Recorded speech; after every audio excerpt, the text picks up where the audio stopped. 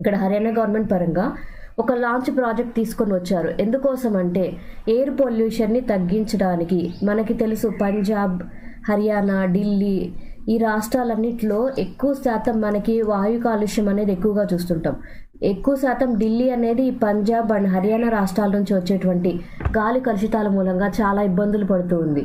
ఎందుకంటే ఢిల్లీ అనేది land locked కంట్రీగా ఉన్నప్పుడు, క్యాపిటల్గా ఉన్నప్పుడు అక్కడ చాలా ఇబ్బందులు అనేవి వస్తున్నాయి. వాతావరణం అనేది ఎప్పుడు పొల్యూషన్ లెవెల్స్ అనేవి ఎక్కువగానే ఉంటున్నాయి. సో అటువంటి పరిస్థితిని తగ్గించాలి అంటే ముందు ఈ పంజాబ్ రాష్ట్రంలో, ఢిల్లీ పరంగా హర్యానా రాష్ట్రంలో ఏవైతే ప్రదేశాలు ఉన్నాయో వాటిలో ఎయిర్ పొల్యూషన్ని తగ్గించాలి అని భావిస్తున్నారు అనమాట. అందుకోసం హర్యానా రాష్ట్రం వారు వరల్డ్ బ్యాంక్ నుంచి నిధులు తీసుకొని వచ్చి ఎయిర్ పొల్యూషన్ని తగ్గించడానికి ప్రాజెక్టులు అనేవి స్టార్ట్ చేస్తూ ఉన్నారు. అండ్ ఈ ప్రాజెక్టులో భాగంగా హర్యానా గవర్నమెంట్కి నియర్లీ 10,000 కోట్ల రూపాయలు అనేవి వరల్డ్ బ్యాంక్ నుంచి అందించడం జరిగింది.